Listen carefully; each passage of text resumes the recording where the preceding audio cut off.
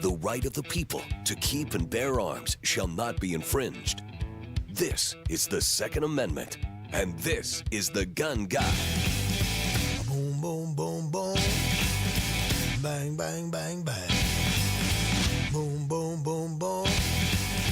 Bang, bang, bang. With Guy Relford on 93 WIBC. Well, good afternoon and welcome to the Gun Guy Show here on 93 WIBC. We're thrilled that you're with us. A lot going on in the Indiana General Assembly, a lot going on in Congress. And a lot of this can potentially impact our Second Amendment rights. I'm Guy Relford. Glad that you're with us, as we always are, here on Saturday afternoon. So in the Indiana General Assembly, we're just past what a lot of us refer to as halftime. In other words, bills that have been filed in one chamber, the House or the Senate, pretty much not pretty much, they have to have been voted on and not only gotten out of committee, but gone to the floor of the House or Senate, been voted on, and then sent over to the other chamber. And now, here just this last week, those bills have generally been assigned to committees in the new chamber. In other words, for instance, I wrote House Bill 1137. And Representative Ben Smaltz introduced that, is championing it in the General Assembly. And what would that do? That would allow us to expunge a red flag case. Once someone's found to be not dangerous, then we can go back now, if this is to pass into law, we would be able to go back and expunge that off of someone's record. And that's a huge deal. And I've talked about this before, and I've defended a lot of red flag cases. I've been involved in certainly improving the red flag statute. It is still imperfect, and it is still horribly abused, and I see examples of that all the time in my legal practice, where people are not dangerous in any way, shape, or form. They're not mentally ill. They're not suicidal. They're not violent, but someone either just mistakenly or often vindictively, maliciously, someone accuses them of being dangerous. And next thing you know, the cops are at their house. They're being carted off, often in handcuffs, pretty much always in handcuffs, taken to be evaluated. Their guns are seized, and then they're caught up in a legal proceeding to determine whether or not they are, quote unquote, dangerous, where the state has to prove by clear and convincing evidence that they are dangerous as defined by the statute. And that has morphed in terms of the definition of dangerous. That has morphed a bit. I'm glad to say I had a lot to do with this back in 2019.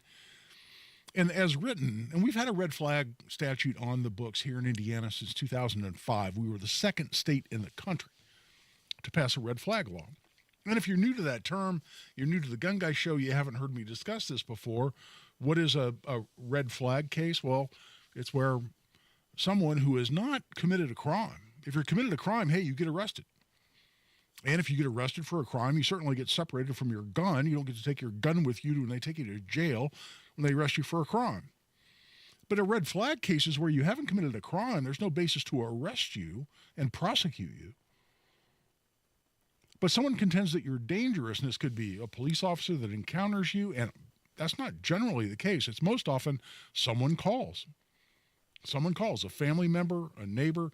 Unlike the red flag statutes in a lot of states, in Indiana, there's no limitation on who can call. In some states, it's only a family member. In Indiana, it could be anybody. It could be a total stranger. Hey, I just drove by this guy's house, and he's acting very oddly, and he's got guns, and I think he's dangerous. Well, next thing you know, cops are there. But the definition of dangerous is really interesting.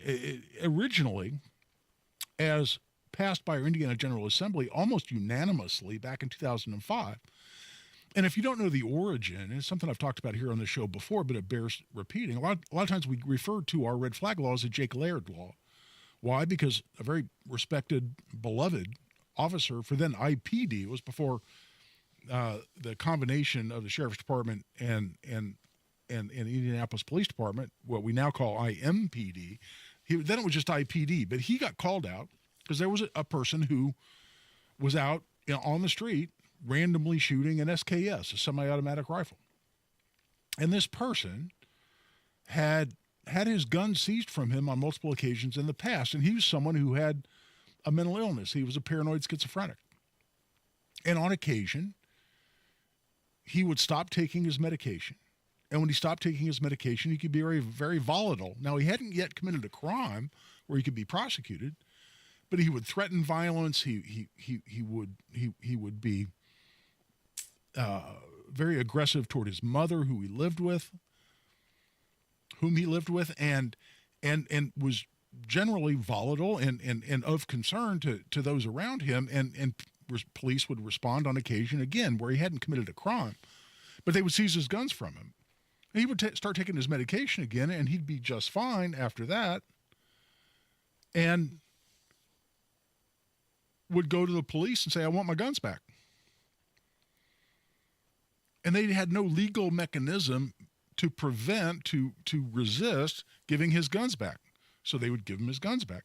Well, on this occasion, he had his guns. He had stopped taking his medication, actually shot and killed his mother, as I recall, and then was out in the street shooting his guns. Officer Jake Laird from IPD and several other officers responded, obviously, to a guy out shooting a rifle in the street.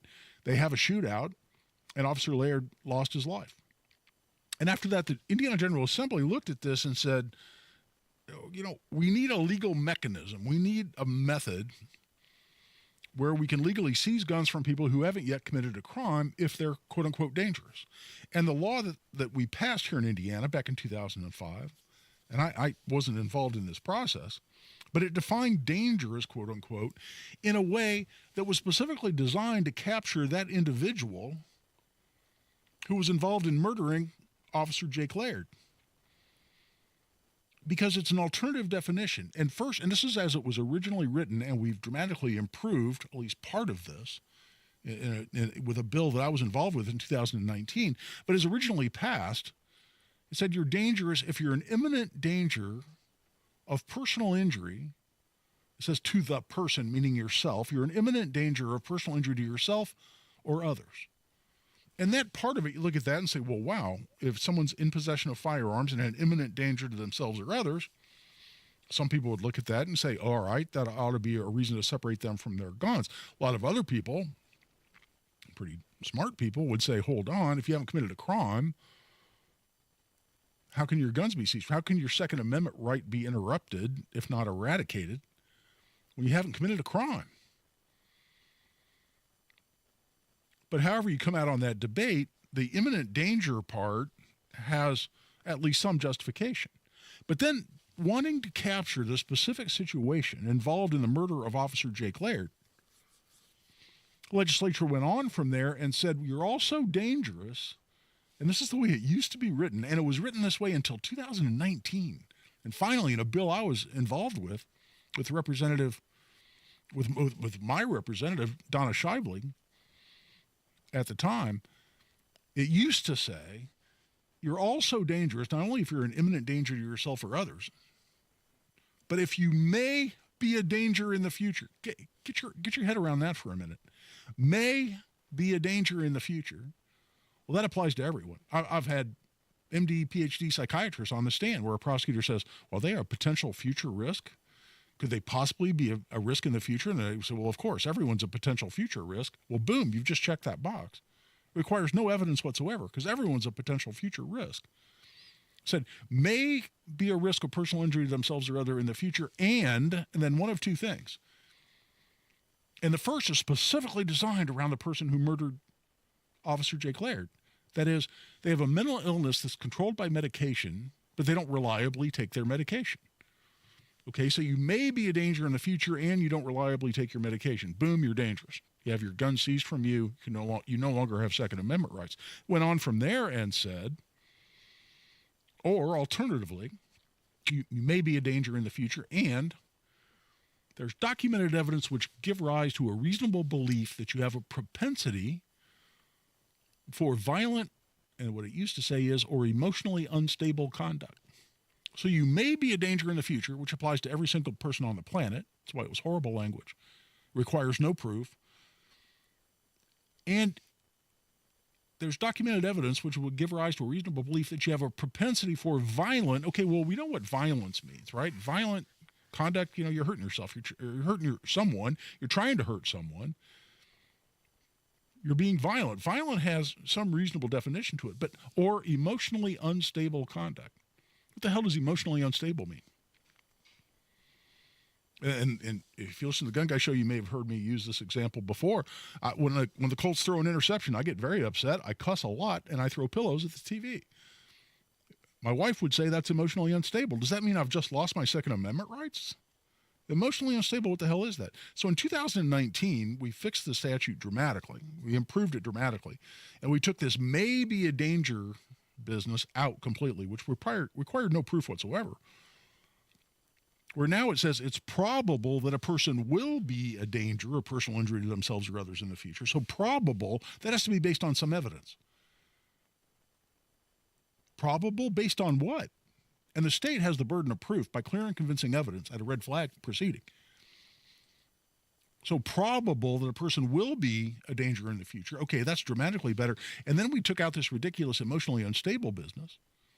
And talking about this with the legislators as we were working on this bill in 2019, they said, well, Guy, we're trying to get to people who are suicidal. I said, awesome, let's say suicidal. But that requires some proof. So now it says documented evidence, which give rise to a reasonable belief that a person has a propensity for violent or suicidal conduct. Aha. Now that has some definition behind it. Has a person tried to hurt themselves? They talk about hurting themselves. No, they're not suicidal. Boom, I win. So we've dramatically improved it, but two bills this legislative session would continue to improve the red flag statute, and I'm excited about both of them. One, if you're found to not be dangerous, the state fails its requirement, its burden of proving by clear and convincing evidence that you're dangerous, then boom, you win. And now, if House Bill 1137 is passed, and it's been assigned to the Corrections and Criminal Code Committee, chaired by Senator Aaron Freeman in the Senate, who is, by the way, our Senate sponsor for that bill. So we're highly optimistic that'll get a hearing and go ultimately to the floor of the Senate. Now, if you win, you prove you're not dangerous. The state fails to prove that you are. You can go back and get that expunged off your record. Another bill, which I'm going to talk about here after this break, improves the law even more when it comes to red flag cases, and actually addresses a huge problem we have with red flag cases, which is that they're often brought vindictively or even maliciously, knowing that a person's not dangerous, just to harass that person, maybe even quote-unquote swat that person, cause police to be called out, where bad things can happen, and that person could potentially be shot or killed by police officers because they've been dispatched to that person's home. What's that bill? How can we get behind it? That's what we'll go into when we come back. Join the discussion. Give us a call with your questions or comments, 317-239-9393. That's 317-239-9393. This is Guy Relford on the Gun Guy Show on 93 WIBC.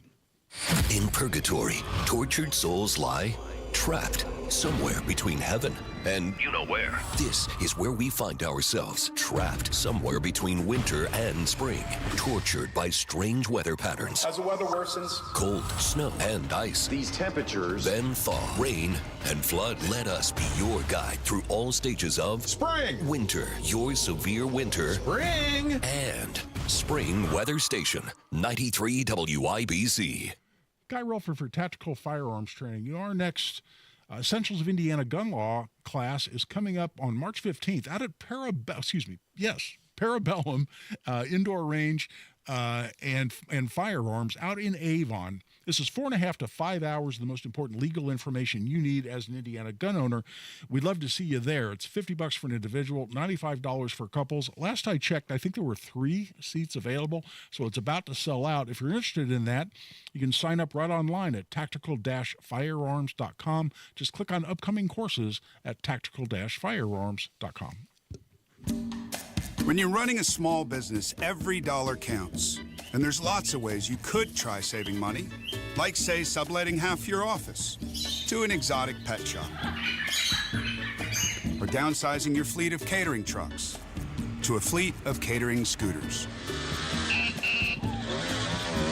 Or you could try a smarter way to save.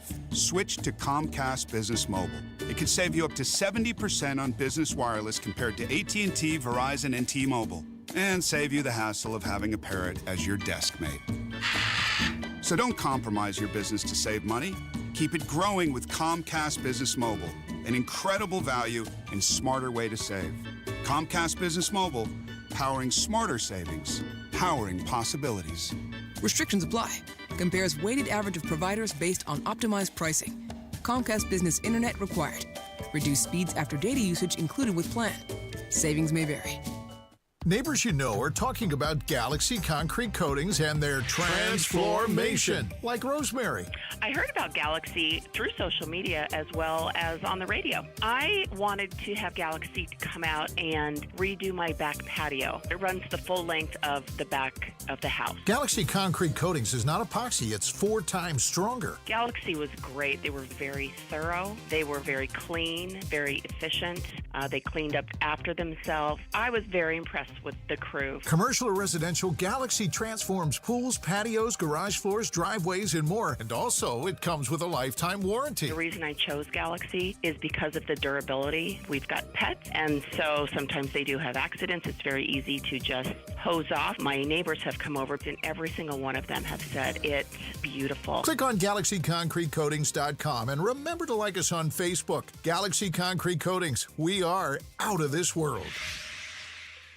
You can trust your flush to us. Howald plumbers are the best in the business. Water heaters, leaky faucets or toilets, sump pumps, drain lines. Howald plumbers keep water flowing. Howald heating, air conditioning, and plumbing, where coming home never felt so good.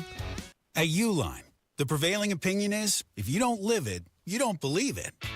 The people at Uline believe in hard work, and they live it by being there 24/7 to answer your call, having 41,000 items in stock, and offering same-day shipping from 12 locations across North America. Business owners, sellers, buyers, shippers, and packers believe it. Uline is the hard-working, dependable source for your shipping and industrial supplies. Visit uline.com. The 30th Annual Indiana Motorcycle and Power Sports Expo is back and better than ever. February 14th through 16th and 19th through 23rd at the Indiana State Fairgrounds. Featuring the Midwest's largest selection of motorcycles, side-by-sides, ATVs, gear, accessories, and more. Plus, Bikers Showcase, Tiny Tots Riding Adventure, and the pioneers of Hoosier Motorcycling. Your ticket also includes admission to the Ford Indianapolis Boat Sport and Travel Show. Visit IndySportsShow.com, another Renfro production. 1 in 6 seniors faces the threat of hunger, and millions more live in isolation. Drop off a hot meal and say a quick hello. Volunteer for Meals on Wheels by donating your lunch break at americaletsdolunch.org. This message brought to you by Meals on Wheels America and the Ad Council. Indy Humane, committed to helping Central Indiana's pets in need since 1905. Find your new best friend today, indyhumane.org. When you're high, you feel different. But if you feel different, you drive different. So don't drive high. Brought to you by NHTSA and the Ad Council.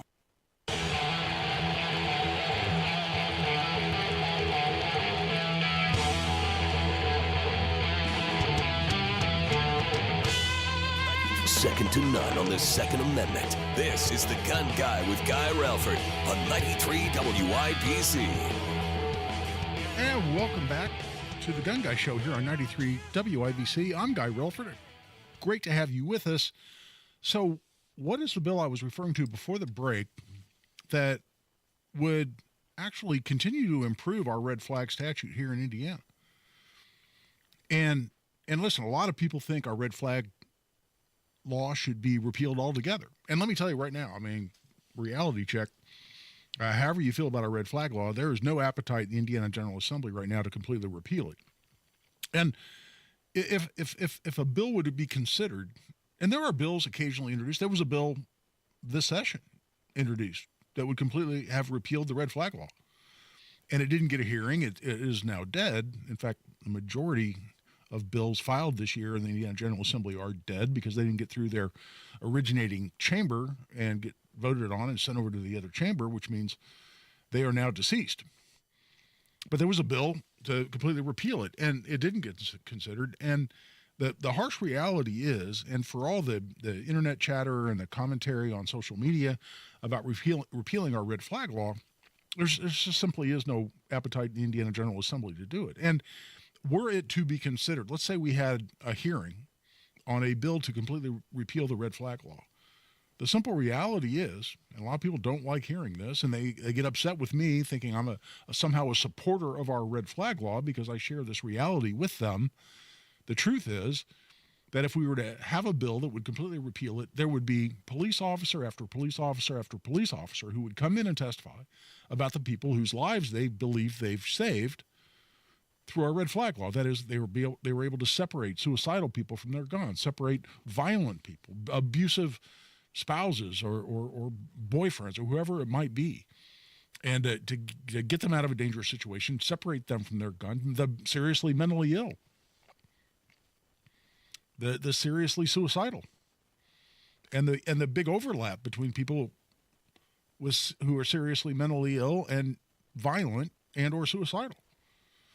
And there would be example after example of where police have been able to separate people from their guns and in their view, save lives. And however you feel about the red flag law, and a lot of people talk about due process. Hey, I've talked about it.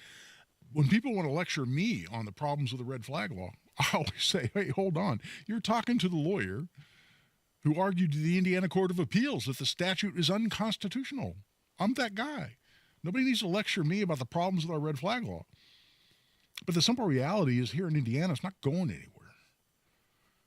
And whoever you want to blame for that, have at it. But that is the simple reality. So, given that reality, my view is we ought to make it as much better. We ought to improve it, and it's been improved dramatically. The bill in 2019 did much more than what I just described.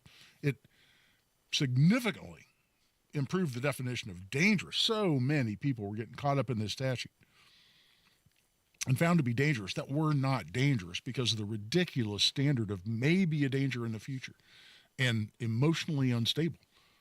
What the hell? It was completely ridiculous, and that's now dramatically improved. Now, if police officers damage your gun after it's been seized, they're liable for that, where before there would have been what we call tort claims immunity. That now you have to have a hearing within 14 days so you can get your guns back if you're not dangerous. But if you want more time so as to prepare your defense of the case, you can do that and get, at first request, 60 days of a continuance simply by asking.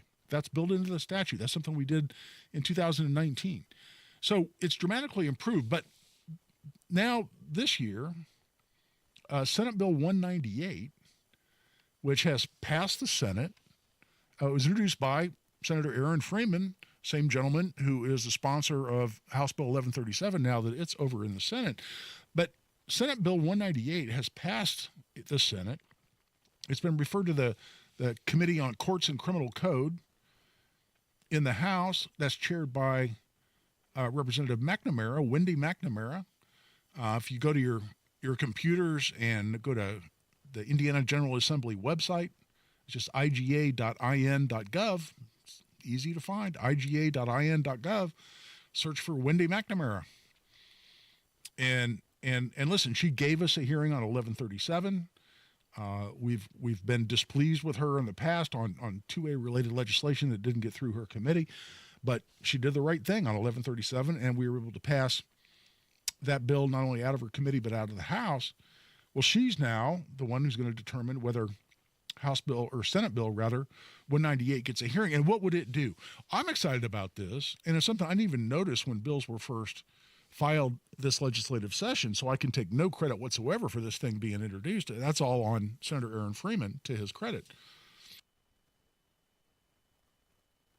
But what this bill now does is it takes a bill that I did write, I did have involvement with. In fact, I wrote a bill here 3 or 4 years ago, and Representative Jim Lucas introduced it, that would make false reporting that someone is dangerous under the red flag statute, make that a crime. If we're concerned about people maliciously or vindictively reporting that other people are dangerous, well, why not punish the wrongdoer and put them in jail?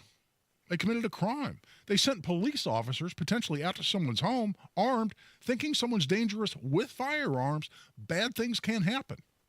Bad things do happen. It's called being swatted. What? You make a 911 call with the intent that the SWAT team shows up at somebody's house. And when the SWAT team shows up at your house, especially when you have firearms, bad things can happen. It doesn't take too much of an imagination to figure that out. So that's swatting. Why not make that a crime? And at the time, I wanted to make it a felony to swat someone or to falsely report that someone's dangerous under the red flag statute. And at the time, we could only get it through if we agreed to make it a misdemeanor only, which I thought was inadequate. I was happy to get the law passed, and since then, again, it's probably been 5 years now, it's a crime to falsely report someone's dangerous, and you'd be prosecuted for that. Well, what Senate Bill 198 would do now is if someone, because you falsely report that they are dangerous under the red flag statute, if that causes a person to feel, and this is the language of the bill, terrorized, frightened, intimidated, or threatened. Well, I don't know, armed police show up at your house. It's going to be pretty easy to establish that you felt terrorized, frightened, intimidated, or threatened. Now, if that happens after a false report that someone's dangerous under the red flag law, now it's a felony.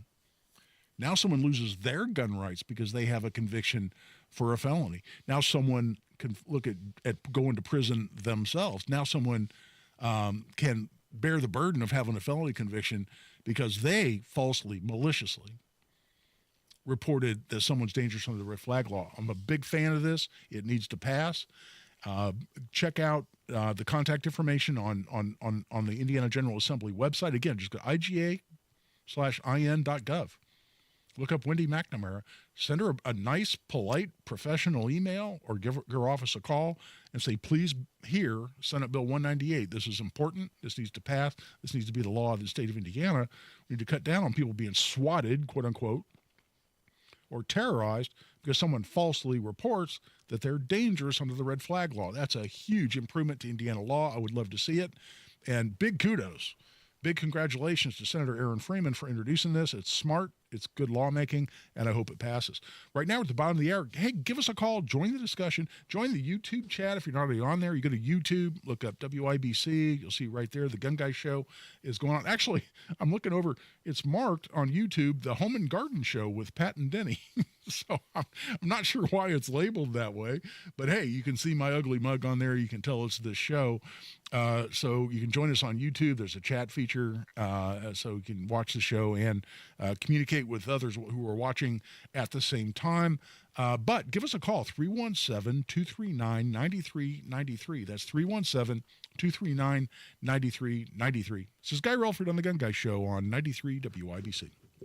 In purgatory, tortured souls lie trapped somewhere between heaven and you know where. This is where we find ourselves, trapped somewhere between winter and spring, tortured by strange weather patterns. As the weather worsens, Cold, snow, and ice. these temperatures, Then thaw, rain, and flood. Let us be your guide through all stages of spring, winter, your severe winter, spring. and spring weather station, 93 WIBC.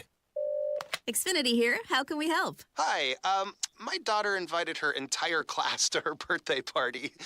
Can my Wi-Fi handle it? Oh, well, at Xfinity, our latest gateways have tri-band Wi-Fi technology, letting you connect hundreds of devices at once. No way. So if all the kids are watching stuff on their phones, well, their parents are sharing videos online. Yep, go ahead and watch videos. They can all do their thing and party their way. No problem. Oh, we are gonna need a bigger cake. Now through March 23rd, get Xfinity Gig Internet for $25 a month for 12 months with a 2-year contract when you add an unlimited mobile line. Plus, get free Wi-Fi equipment included for 2 years. Switch today and join the network that delivers gig speed to the most homes. Xfinity. Bring on the good stuff. Restrictions apply. Requires paperless plan auto-pay start bank account. Taxes and fees extra. $40 internet discount applied to mobile bill. After 12 months, internet rate increases to $65. After 24 months, regular rates apply to internet service and Wi-Fi equipment. Xfinity Mobile requires Xfinity Internet. Reduce mobile speeds after 2 monthly update data included with your data option. Data thresholds and actual internet speeds vary. The new year means new deals at Andy Moore Ford in Plainfield. This is where you get your next Ford car, truck, SUV, EV, or fleet vehicle. Elevate your journey right now with the new 2024 Ford Expedition Platinums. Save over $15,000 off MSRP. Equipped with a high-output 3.5-liter EcoBoost, it delivers up to 400 horsepower for commanding performance. And with the premium leather-trimmed interior and wood accents, you're sure to enjoy your time on the road. Need something a little smaller but still enough room? Check out the new 2024 Ford Edge SE. Save over $6,500 off MSRP. You got to check out everything going on at Andy Moore Ford in Plainfield. Get more to your door. Simply purchase your vehicle online and they'll deliver it directly to you. Visit the showroom, 2713 East Main Street in Plainfield, or online at andymoreford.com. That's Andy Moore, M-O-H-R.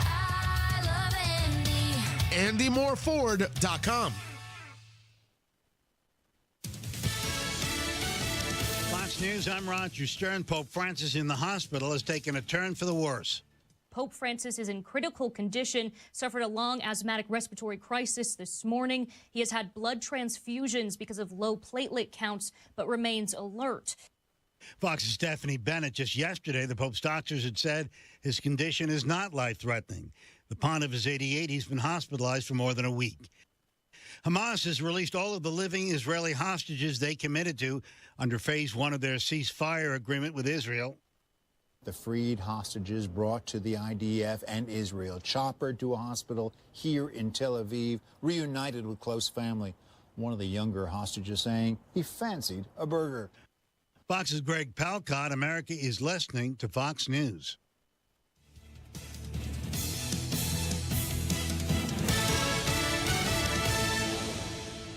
Premier Deck Coating, the ultimate deck protection. Who are they? Well, they're a sister company of Rhino Shield, and Premier Deck Coating is the product you need if you're tired of applying the same old stain and paint every couple of years to your deck. It's Terry, Stacy, and David and I have a deck that's probably 25 years old. The countless hours and the money that we spend on maintaining that deck never ends. And then we heard about Premier Deck Coating. Family owned, based right here in Indy, and they are going to completely transform our deck with their special formulated product, which repels moisture, scratch resistant in virtually any color that we want, and backed by a 10-year guarantee. No more spending time staining or painting every year. Premier Deck Coating will keep our deck looking great for years to come. Premier Deck Coating can also do fences and pergolas too.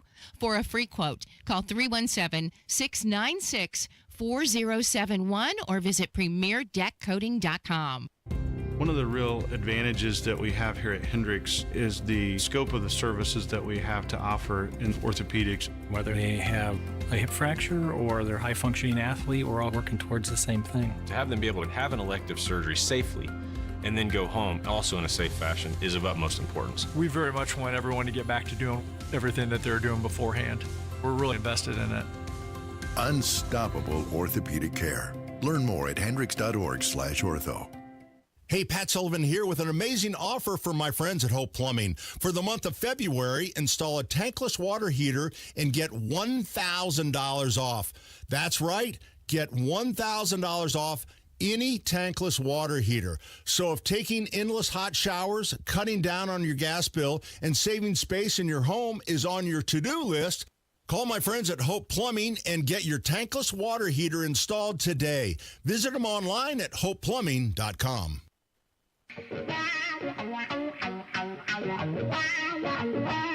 The show about gun rights, gun safety, and responsible gun ownership. This is The Gun Guy with Guy Relford on 93 WIBC. And welcome back. I'm Guy Relford on The Gun Guy Show on 93 WIBC. So let's switch from Indiana to the national scene and what's going on in Congress. And listen, I think the bill that most people are watching and that Second Amendment advocates are excited about is what they're calling the Constitutional Concealed Carry Reciprocity Act. And listen, President Trump has said specifically that he'll sign this if it gets passed. It has 40 co-sponsors. in the Senate, I mean, damn, you're only 11 shy of a majority, realizing that it may take 60 votes to get out of the Senate. To get through what they call cloture, and I won't go through that discussion again. It's easily found on Google if you're curious how that works. But this is something that I could definitely see some Democrats getting behind, because you know what? One thing, and I think the last election demonstrated this, and something we've just seen happen more and more in just really the last few years, is more and more Democrats, people you may think of as being relatively liberal on a lot of issues, are still gun owners. And listen, I've taught classes. For instance, I taught a private class to a gay group. And listen, I don't know that being gay makes you inherently more liberal or conservative. I don't want to generalize to that degree. We can speculate a little bit on that, I suppose. But they were gun owners. And you know what? A lot of them had felt targeted. A lot of them had felt like they were potential victims because of their lifestyle, and decided to not only buy a gun, but seek out some training. And I was totally excited about it. But my point in all of that is that I don't think it's outside the realm of possibility to get 60 votes on this in the Senate. And first of all, what even is that? Constitutional Concealed Carry Reciprocity Act. Well, what that says is that if you have a license to carry, here in Indiana we call it a license to carry handgun. And listen, if you listen to the Gun Guy Show, you know this already. We don't call it a concealed carry permit. Why? Because even before we had constitutional carry, when you had a license to carry, you didn't have to carry concealed. You could carry openly if you want to. And so we don't call it a concealed carry permit because it doesn't require your gun to be concealed. And I always want to correct people on that, because people get that wrong. It causes a lot of confusion. I've had police officers not understand that. I've had potential clients, or who ultimately turned out to be clients, call me saying, well, some cop in a restaurant just ordered me to untuck my shirt and hide my gun because he said in Indiana we only have a concealed carry permit. And that's fundamentally wrong. And I ended up getting an apology for my client from that police department, which is all my client was looking for. But in Indiana, we call it a license to carry handgun. In other states, yes, they call it a concealed carry permit. Whatever they happen to call it, if you have a license or permit to carry a handgun in your home state, the Constitutional Concealed Carry Reciprocity Act says that every other state, so wrap your head around this, New York, New Jersey, California, Hawaii, Maryland, Connecticut, Oregon, Washington, some of these just horrifically anti-Second Amendment states, would all have to honor your license and allow you to carry your handgun there. In addition, and this is why they call it the Constitutional Concealed Carry Reciprocity Act, if you come from a state that has constitutional carry, which, proud to say, now includes Indiana, and you can lawfully carry in your home state under constitutional carry, you could also, even without a license, carry in every other state. How cool is that? How cool is that? Now, do I think New Jersey, New York, California, these other states would willfully go along? Oh, no, they'll fight it tooth and nail. I'm sure they'll still look for opportunities to arrest people, just to intimidate people into not taking advantage of this if it were to pass. And obviously that's a huge if. But that's what it would allow people to do. And how exciting is that? Now, as I've said before, I talked about this a month or two ago with Hammer and Nigel on Monday Gun Day. I would still prefer a Supreme Court opinion that says, under the Due Process Clause and the Equal Protection Clause of the 14th Amendment, that every state is required to recognize the license to carry of every other state under the Constitution. That if every state, for instance, is required to recognize my driver's license, under the gay rights, the gay marriage, I should say, decision out of the Supreme Court, the Obergefell decision, they said, yes, there is a right to marry even a same-sex partner, and this is a little-known part of that decision, Supreme Court also said that every state is obligated to recognize the marriage license of same-sex couples no matter where they're married. And the analysis that the Supreme Court went through to say that, yes, the 14th Amendment requires the recognition of a marriage license in all 50 states.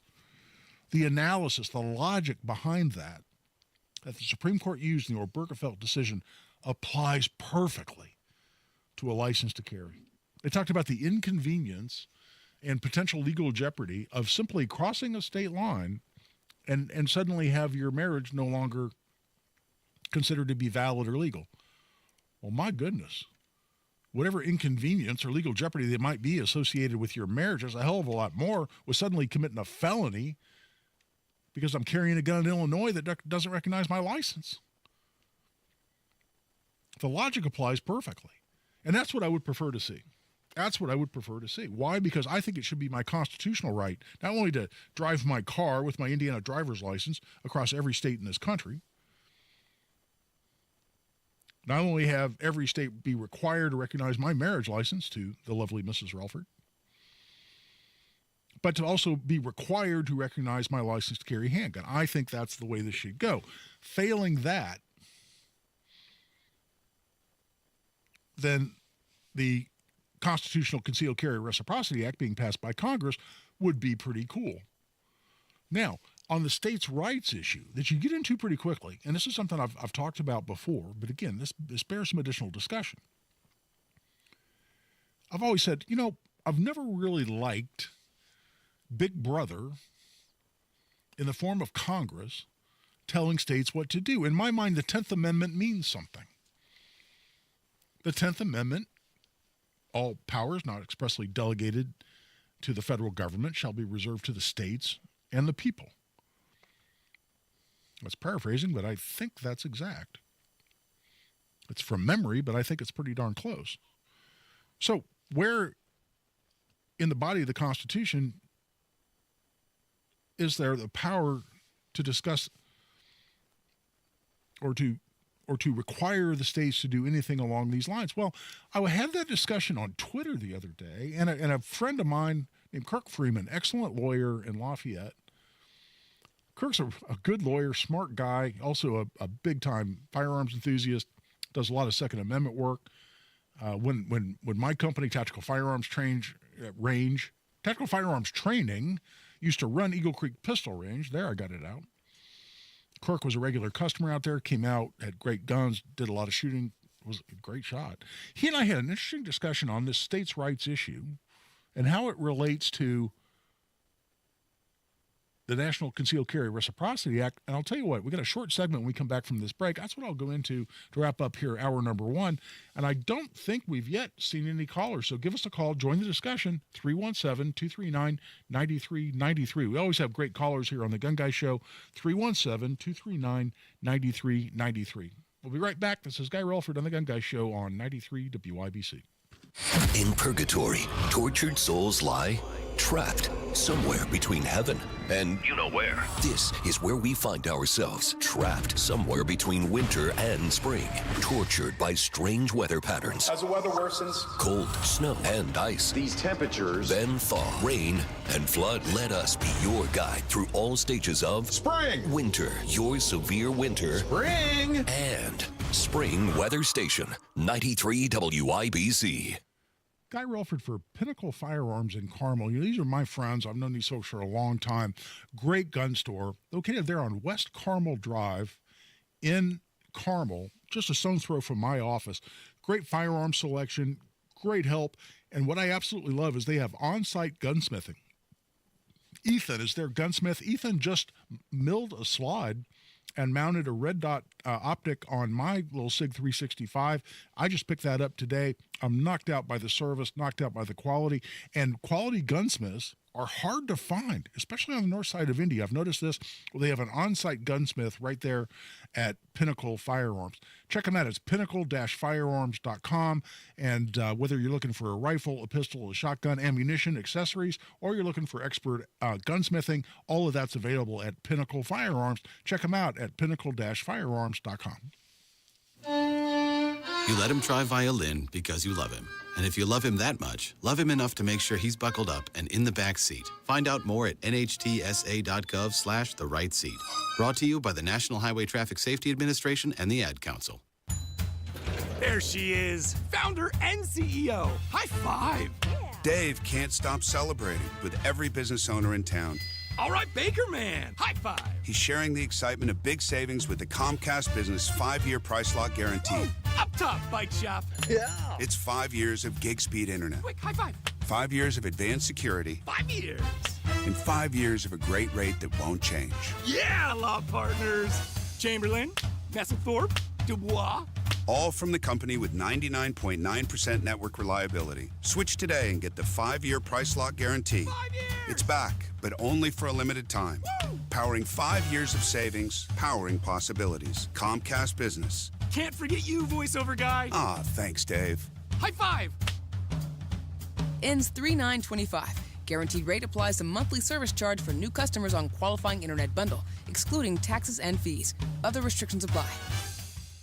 Hi, I'm Charlie Comer from Comer & Cross Premium Garage Floor Coatings. If your garage floor looks bad with stains, cracks, and pits, it makes your entire garage look bad. And a bad epoxy job or chipping paint makes your garage or basement look worse. With one quick call to 1-800-NEW-FLOOR, I can save you $1,000 on a new Comer & Cross garage floor or basement floor during our winter sale. A Comer & Cross concrete floor coating is the gold standard. Guaranteed. A Comer & Cross garage floor won't chip, crack, or show tire lift like epoxy or paint ever. What's the Comer & Cross difference? We make it so easy. We move your stuff out for you. We fix the cracks and pits perfectly. In one day, you will love your gleaming new Comer & Cross garage floor or basement floor just in time for spring. Call us right now for $1,000 in savings during our winter sale. Operators are standing by now at 1-800-NEW-FLOOR. That's 1-800-NEW-FLOOR. Or go to COMERcross.com. Life insurance. Why are you putting it off? Can't afford it? Too much hassle? Think you don't need it? There's lots of excuses for putting off life insurance. But if you weren't there, who would pay the mortgage and other bills? With Ethos, you could be covered in 10 minutes and boom, family protected. Ethos, fast and easy online term life insurance. Up to $2 million in coverage with no medical exam. Some policies as low as $1 a day. Answer a few health questions and get your free quote at checkethos.com. That's checkethos.com. Kendall and Casey. I'm a young, up-and-coming professional. We are people who want to work. We want to engage. We don't want to be freeloaders. And yet, it makes it very hard for young people to actually do that. Kendall and Casey, 9 till noon on 93 WIBC.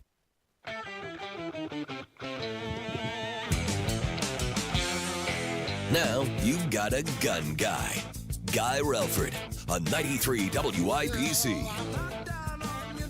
And welcome back. I'm Guy Relford on the Gun Guy Show on 93 WIBC.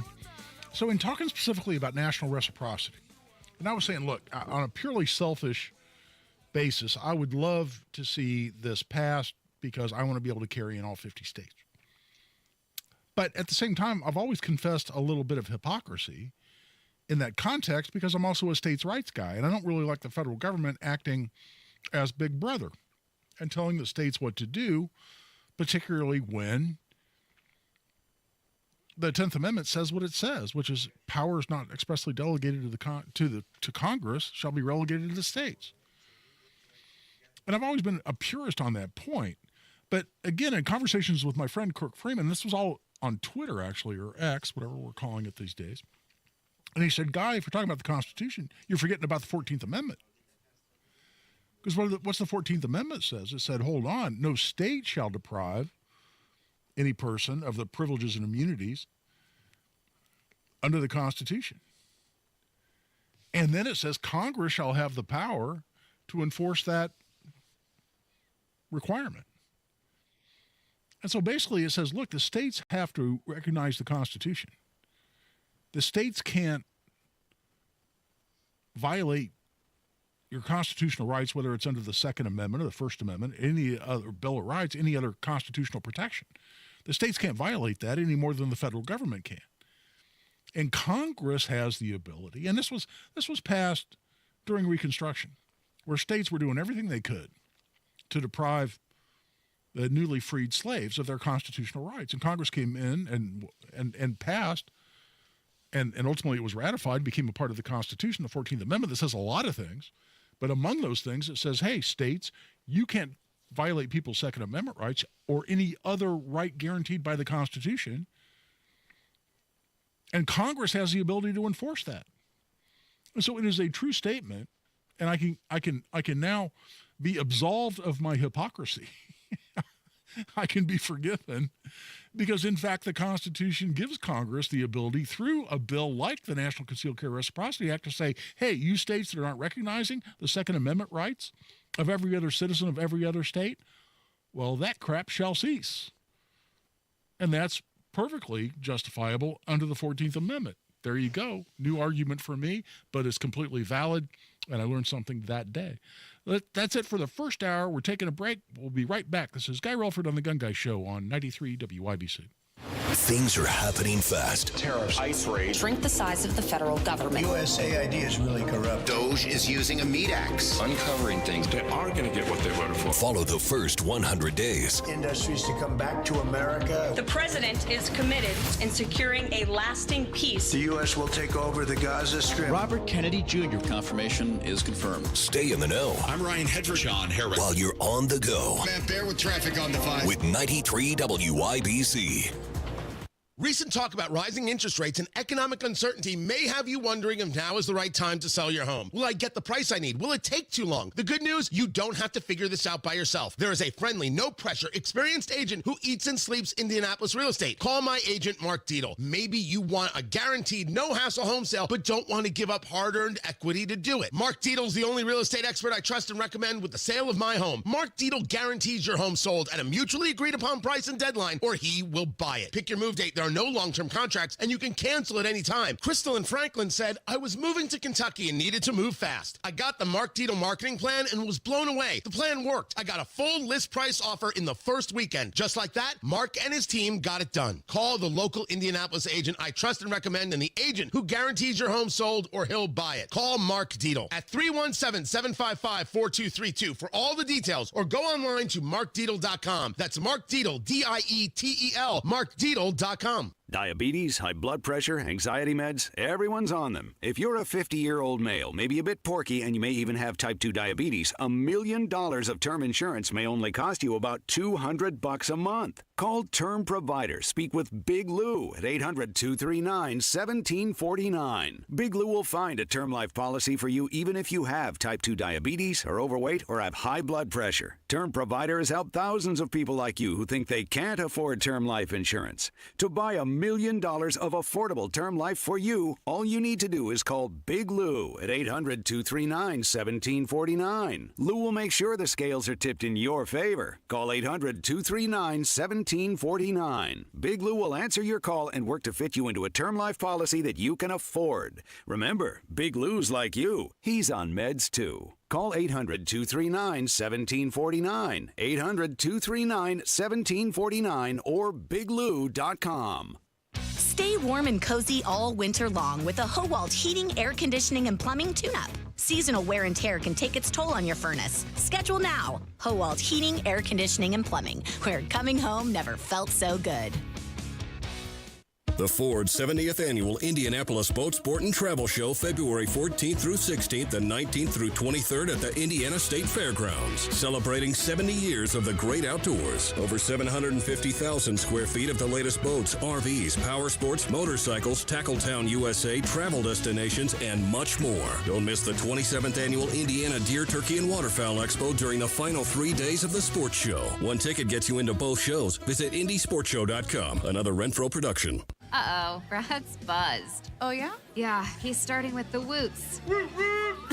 Good thing is, he knows when he's buzzed. Know your buzzed warning signs? Call for a ride when it's time to go home. Buzz driving is drunk driving. A message from NHTSA and the Ad Council. Condition, suffered a long asthmatic respiratory crisis this morning. He has had blood transfusions because of low platelet counts, but remains alert. Yesterday, Pope Francis' medical team, they had a big press conference saying he is not out of danger, but his condition is not life-threatening, but warned at 88 years old, he's a fragile patient, and his recovery will take time.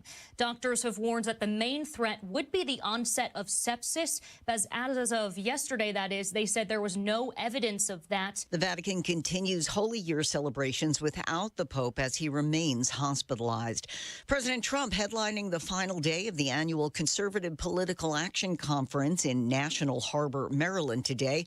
While addressing a crowd of supporters, the president discusses how he's handling the migrant situation. On day one, I ended catch and release. I reinstated remain in Mexico when I signed an order that will end birthright citizenship for the children of illegal aliens. The Associated Press reporting that approximately 9,200 U.S. troops are at the border. Democrats in Congress have been saying that dreamers, farm workers, and migrant families need to be considered for asylum, not deportation.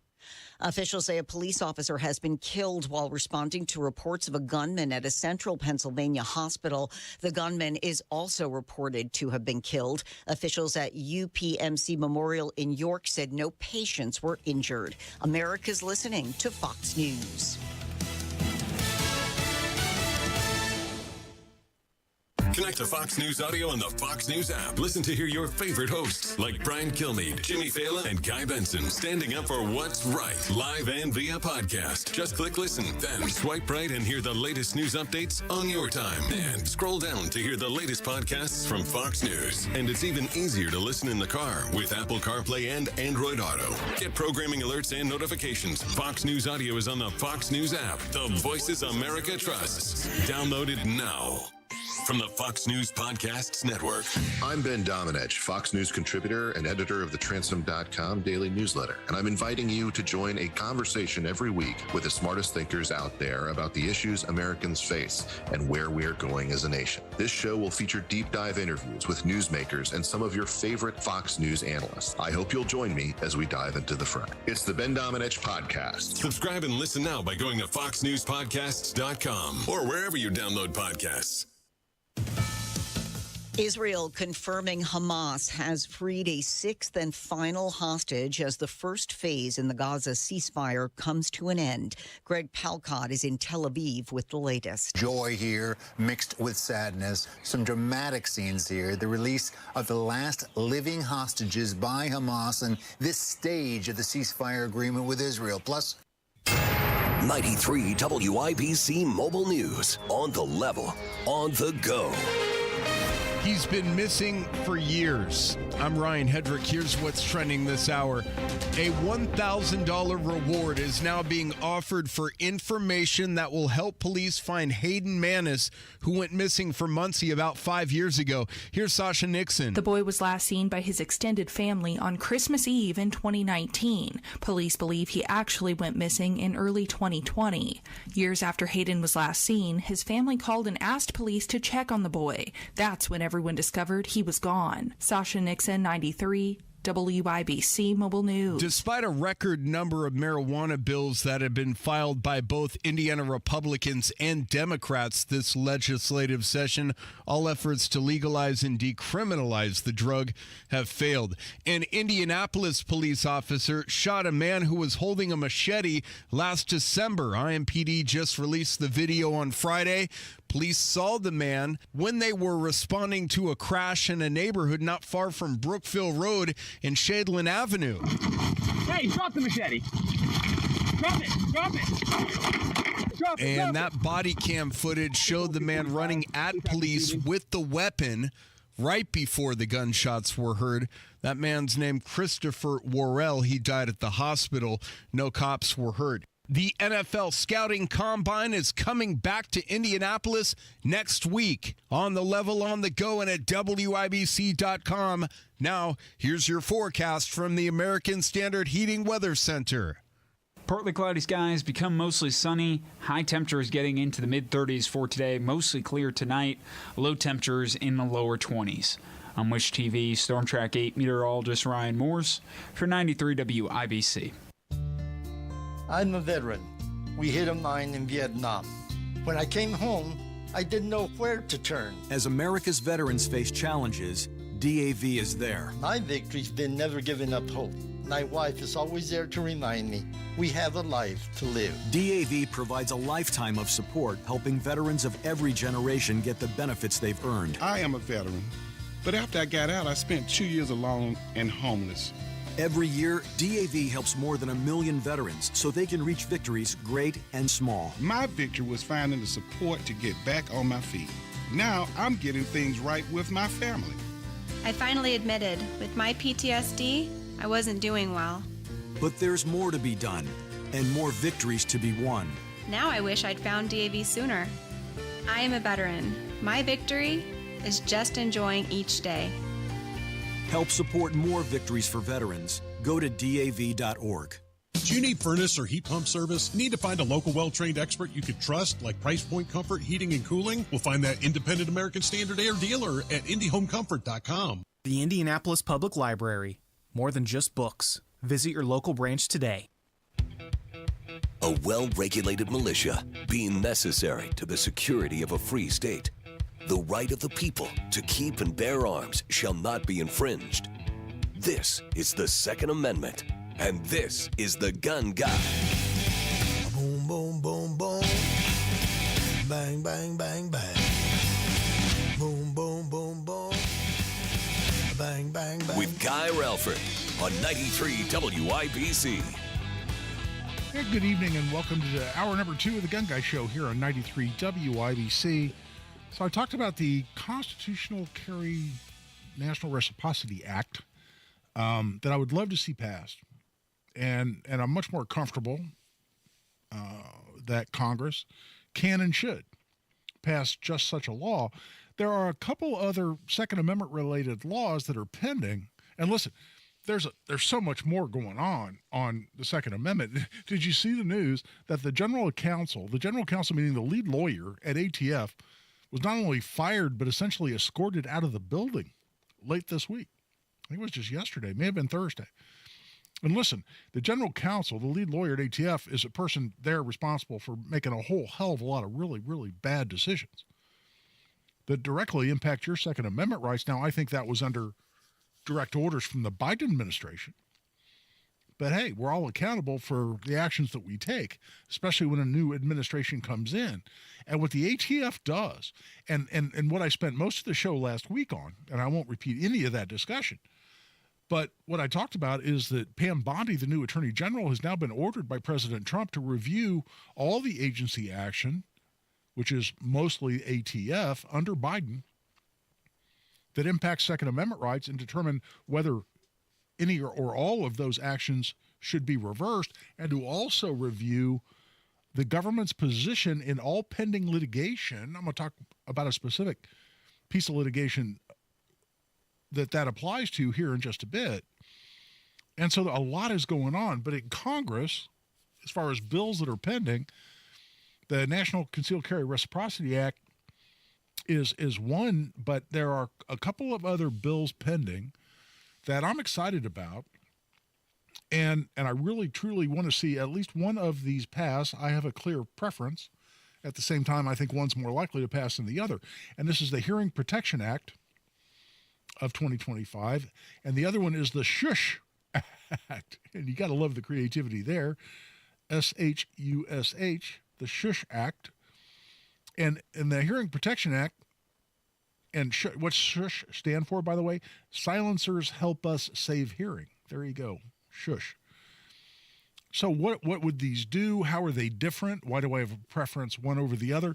I'm going to get into all of those things and more, but I'll tell you what, let's, in the meantime, go to the phone lines. We've had a couple of callers call in, but on hold for a while, and so let's make sure we're talking to our listeners. Ed has called the Gun Guy Show. Man, Ed, what you got? Yeah, when you fill out that form that they do your background check when you make a purchase or a transfer. Yeah, the 4473. Thank you. So when you fill that form out and you fill it, out honestly, what happens if things change in the future? Like you go through a divorce and you talk to a counselor, and now all of a sudden you're treated when you had never been treated at the time you filled out the form.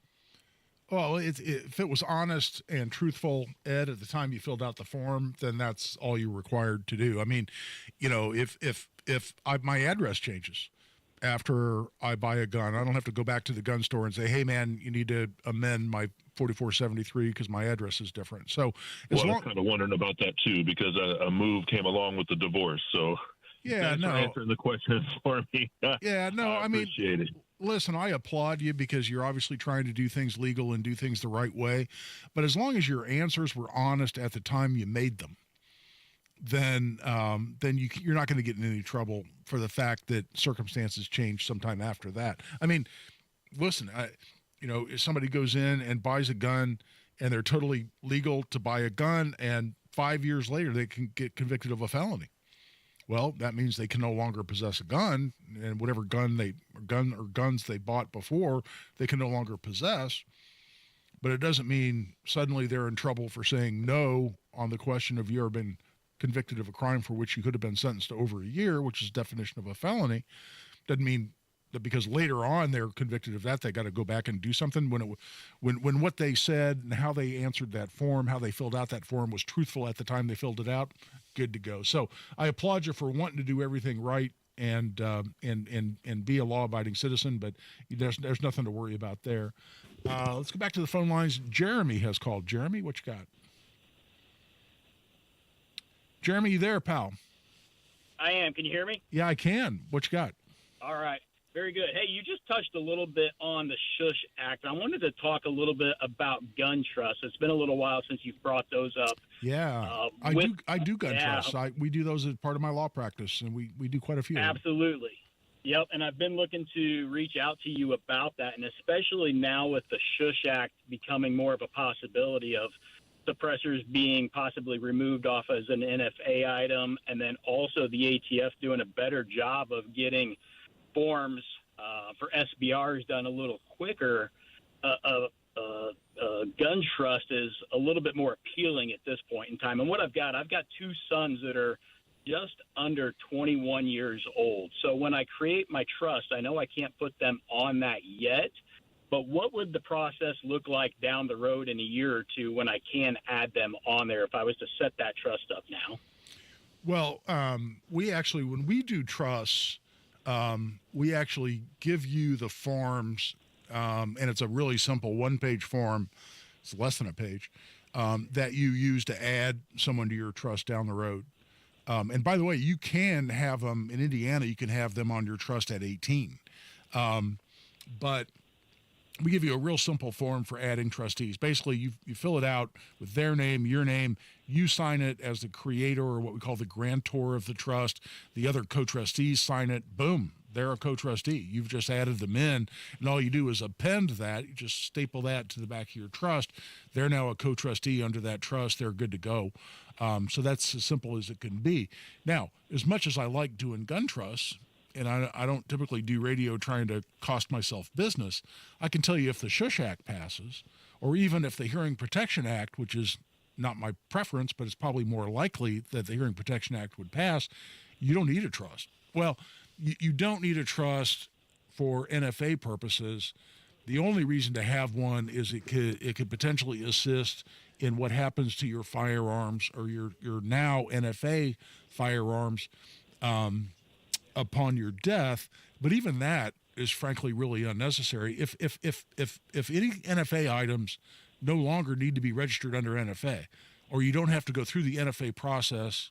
And for people listening who don't understand that term, that's National Firearms Act of 1934.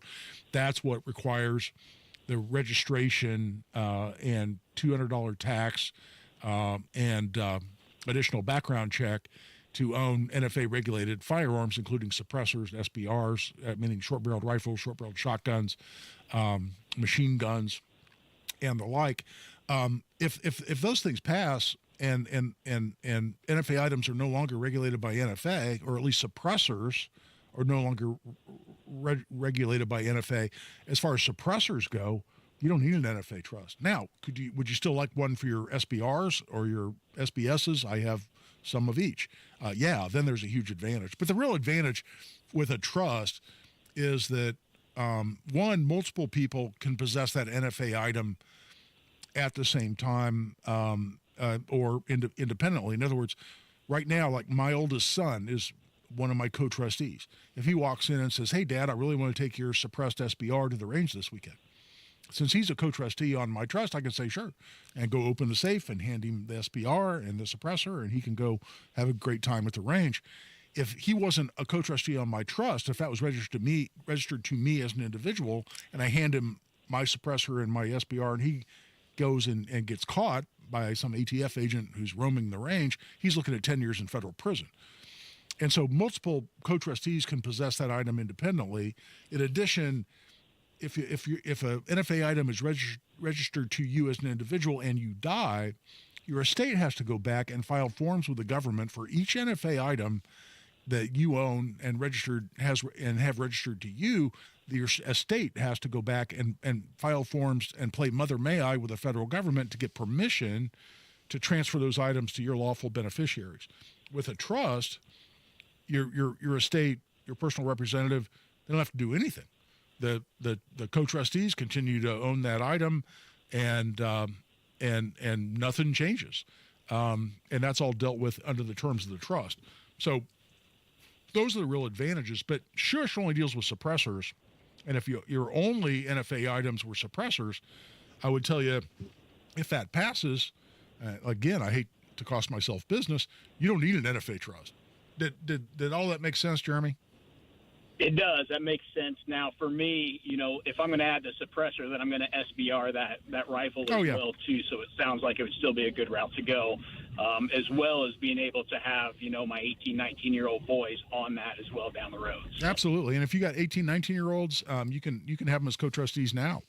And they're good to go. And if you want to do that, just let us know at relfordlaw.com, and we'll get you set right up. And I'll tell you what, we're a little past the quarter hour. Let's take a break there. We come back. Here I've been talking about these acts, talking about the Shush Act and the Hearing Protection Act. What the hell are those? How are they different? Why do I prefer one over the other? How would they make life different for those of us who love suppressors and own suppressors?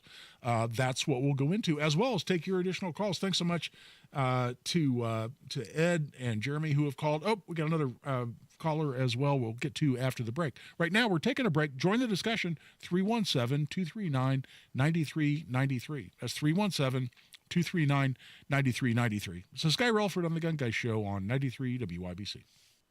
No matter where you head on your commute, Matt Bear is there. Paris. Les Champs-Élysées sont un véritable parking ce matin. Warsaw. W drodze do pracy wyjdź trochę wcześniej. Or Brazil. Temos bisbilhotice no Rio de Janeiro. Não haja como turista.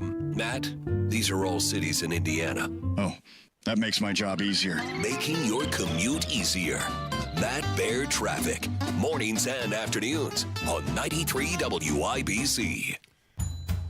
There she is, founder and CEO. High five. Dave can't stop celebrating with every business owner in town. All right, Baker Man. High five. He's sharing the excitement of big savings with the Comcast Business 5-year price lock guarantee. Ooh, up top, bike shop. Yeah. It's 5 years of gig speed internet. Quick, high five. 5 years of advanced security. 5 years. And 5 years of a great rate that won't change. Yeah, law partners. Chamberlain, Messethorpe, Dubois. All from the company with 99.9% network reliability. Switch today and get the 5-year price lock guarantee. 5 years. It's back, but only for a limited time. Woo! Powering 5 years of savings, powering possibilities. Comcast Business. Can't forget you, voiceover guy. Ah, thanks, Dave. High five. Ends 3/9/25. Guaranteed rate applies to monthly service charge for new customers on qualifying internet bundle, excluding taxes and fees. Other restrictions apply.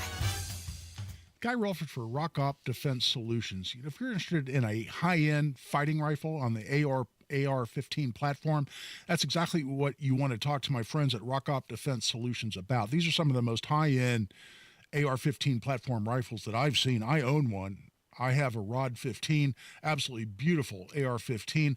I decided after I got the rifle, I wanted to SBR it. We were just talking about short-barreled rifles. I went back and worked with the professionals at Rock Op Defense Solutions, where we shortened my barrel. We adjusted the gas system appropriately so it would still run perfectly, which it does. We mashed it up to exactly the right suppressor that I wanted. We went through that whole process. Now I have this beautiful 12.5-inch barrel and a suppressor on exactly the rifle I wanted.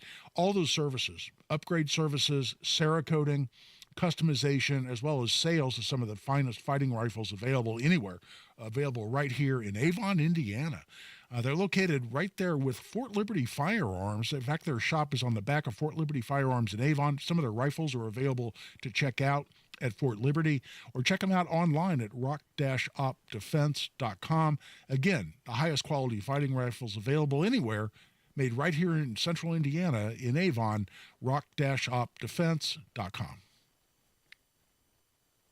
Don Fisher here for QC Kinetics. I want to share with you the best thing I've done for my knee pain. I've been hearing commercials about the groundbreaking treatments that QC Kinetics offers for months. Meantime, my chronic knee pain had hit an all-time high threshold. I wanted to stay active and enjoy playing golf again without the pain. So I decided to call and book an appointment. And what I found out was that QC Kinetics is the non-surgical solution. I have no knee pain and feel like I did 10 years ago. And it's all because of the non-invasive therapy from QC Kinetics. Discover the solution to joint pain with no surgery, no drugs, and no downtime. For a free consultation, call 463-282-6886. I'm back to playing golf and enjoying life. Take it from me, this is the best call you can make to relieve your orthopedic pain. For your free consultation, call QC Kinetics today. 463-282-6886. 463-282-6886. You still thinking job change in the new year? Yeah, I need something that's in high demand and more stable in this economy. IT? Yeah, cybersecurity, maybe even AI. That's what I did. Really? How? Went to My Computer Career. You don't need any prior experience, and you could start your new career in a matter of months. A lot of IT pros go to school there, too, to level up. Sweet. Are classes online or on campus? Both. Wow, I'll check it out. Thanks. Make this your year. Take the free career evaluation now at mycomputercareer.edu. Financial aid is available for qualified students. Let's heat up Gamebridge Fieldhouse for the upcoming homestand. Nemhardy drives through traffic and lays it in, coming in from the left side. It's an early tip-off at 5 p.m. when the Pacers play the Clippers. Now McCollum's pass is stolen by Halliburton, who takes it to the other end and jams it. Catch the Pacers and Clippers this Sunday for Lucas Oil Family Night. Family Night tickets include a Pacers hat, hot dog, chips, and a small Pepsi product. Get your tickets at pacers.com/family. Pacers Clippers, Sunday at 5. Garage door problems? Call today for service today. Garage Doors of Indianapolis services all makes of garage doors 24 hours a day, 7 days a week. Call today for service today. 875-4577. Call today for service today. Get it fixed right now. Call Garage Doors of Indianapolis at 875-4577 or visit doorstoday.com. In the morning, call 875-4577. Service today? Today. Up to 100 times more potent than morphine, the tiniest amount of illegal fentanyl is all it takes to cause an overdose. Learn more at cdc.gov/overdose. Indy Humane. Find your new best friend today. Visit indyhumane.org. Tony Katz. A good cow is a dead cow. What? Wow. I like steak. No one's going to argue with you there. This is something new. He's got the whole weird cow thing. That right there. I'm just saying that if the only good cow is a dead cow isn't a promo for WIBC by this time tomorrow, I'm firing everybody. That's all you got to put in it, man. Whole team's got to go. Tony Katz, mornings 6 to 9 on 93 WIBC and WIBC.com.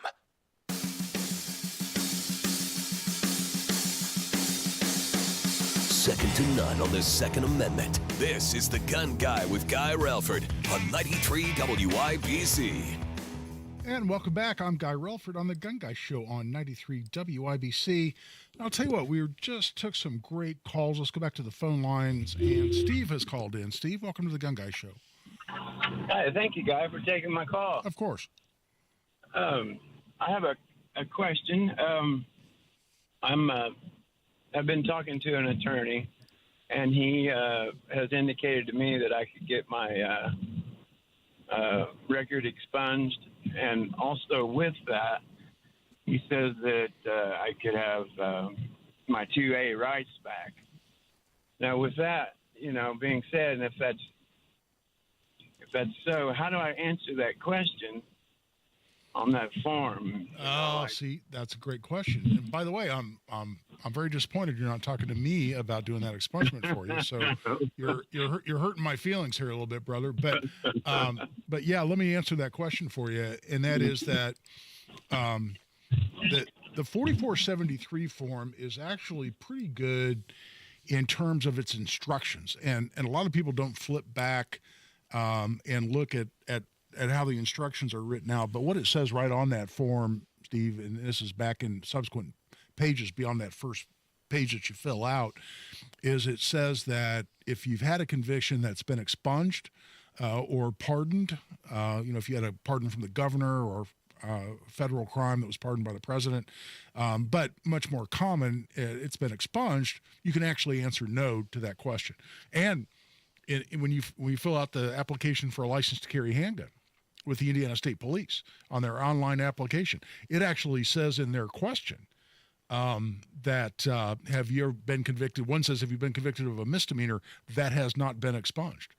Do you have a conviction for any felony that has not been expunged? So if it's been expunged, you can answer no, and that allows you to then purchase your firearm. Now, just so you know, and I have no idea what convictions you're expunging, and it's not something we want to talk about here on the radio, but there are some convictions that once you get them expunged, it doesn't restore your gun rights. Specifically, and I'm not suggesting for a minute this applies to you, Steve, but convictions for crimes of domestic violence, for instance, that expungement for those convictions doesn't restore your gun rights. There's a separate restoration process that people have to go through to get their gun rights back after a conviction for a crime of domestic violence. So again, not for a moment suggesting that applies to you, but just so you know that.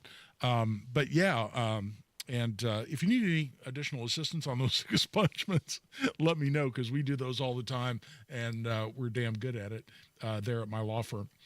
Let's get back to the discussion now. By the way, great callers. Give us a call, 317-239-9393, 317-239-9393. Let's talk about a couple of acts that are pending in Congress, and I'm excited about one or both of these passing.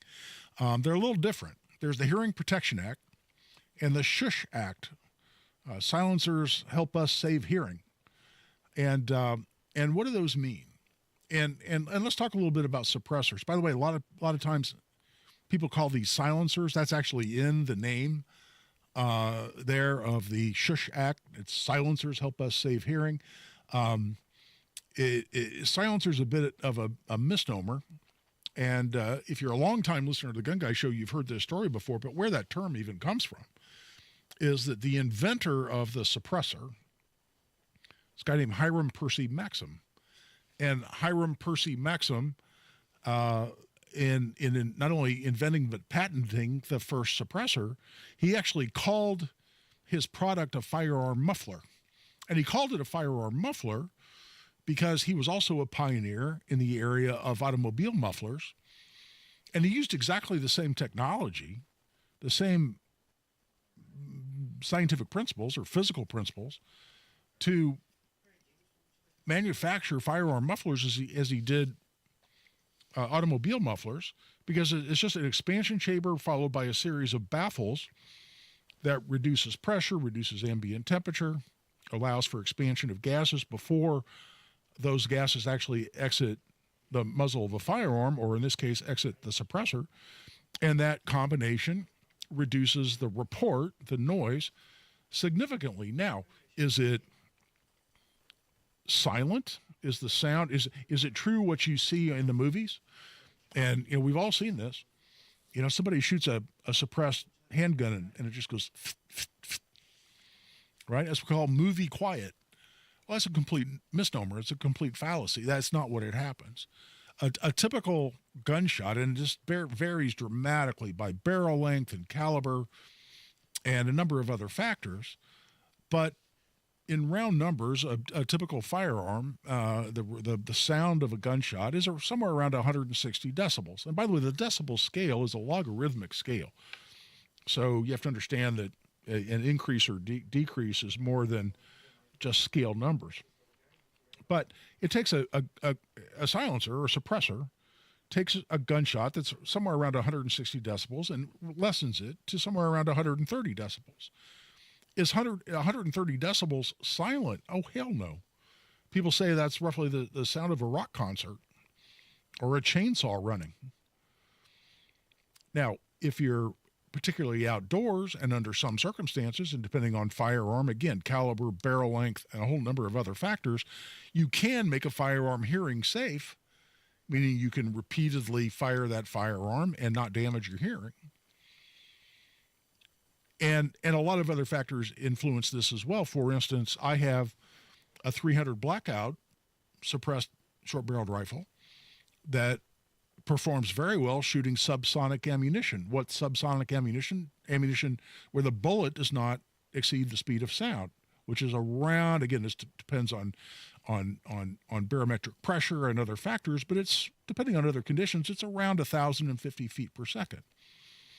Well, you shoot a gun with supersonic ammunition, that bullet breaks the sound barrier, and there is a very distinctive crack, what a lot of people call the rifle crack. It's not really a proper term for it because a lot of handgun ammunition is supersonic as well. But where you shoot subsonic ammunition, typically around or slightly below 1,000 feet per second, it doesn't produce that rifle crack, so it's additionally quiet. Then with a quality suppressor, you can get, I want to say, fairly close to movie quiet. And that's actually a term we use as shooters. I was out shooting a suppressed 300 Blackout at Eagle Creek Pistol Range back in the day before Mayor Joe Hogsett threw all the civilians out of there. But it was after hours, and I had a new SBR, and I had a new suppressor, and I was shooting 300 Blackout. And one of the instructors out there, a guy working for IMPD, I saw him kind of peer around the corner. There's a big storage trailer out there that separates the rifle range from the rest of the range. At least there was when I was out there. And a gentleman kind of peered around the storage trailer and had his hand on his gun. And I was out there shooting steel with a suppressed 300 Blackout. And I looked back over and I knew him. I go, "Hey, Corey, what's going on, man? Good to see you." And he's like, "Dude, that was the weirdest thing." He goes, "I pulled up in my car and I got out and all I could hear was ping, ping, ping. And I thought somebody was back here hitting steel targets with a hammer because I couldn't hear anything else." And that's because that suppressed 300 Blackout was quiet enough that he couldn't hear the gunshots from a distance. Now, up close, in fact, I think I was even wearing hearing protection because I still wanted to protect what little hearing I have. But the point I want to make in all of that is that the term silencer is still a misnomer. There's still a substantial report. There's still a substantial noise from a firearm when it has a suppressor on it. The term silencer actually came from Hiram Percy Maxim's brand name. This was his marketing name that he attached to what he actually produced and what he called a firearm muffler. When the National Firearms Act of 1934 was passed, Congress picked up the nomenclature, picked up the vocabulary from Hiram Percy Maxim and started referring to, and that's why the statute's still written this way today. The National Firearms Act of 1934 refers to firearm mufflers and silencers, because silencer was a brand name, firearm muffler was the device name. And we've been regulated that way ever since. What does that mean? It means to acquire one, you have to go play Mother May I with the government. You have to pay them a $200 bounty. You have to have $200 in blackmail, essentially. It's a tax, literally a tax. Do you know the NFA is not even in the criminal code? You go to jail for having an unregistered NFA item 10 years. But you know that the actual statute, the National Firearms Act of 1934, is not in the criminal code. It's in the tax code. It's in the Internal Revenue Code. Because back in 1934, Congress still feared the Second Amendment. They still felt like if they banned something,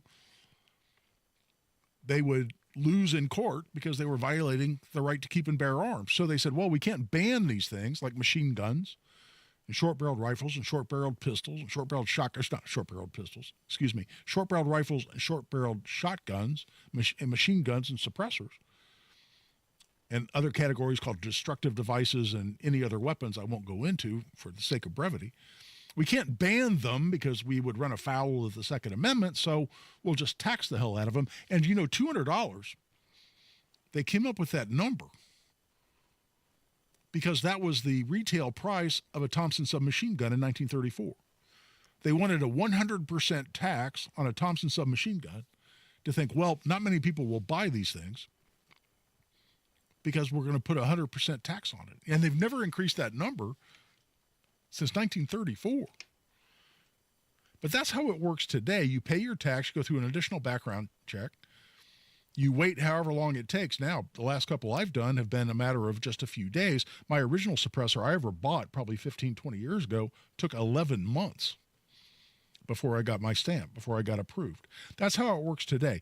We're past the bottom of the hour. It's time to take a break. We'll talk about the Hearing Protection Act and the Shush Act and how those impact this whole regulatory structure, why I'm a big fan of both, one a little more than the other, when we come back. This is Guy Relford on The Gun Guy Show on 93 WIBC.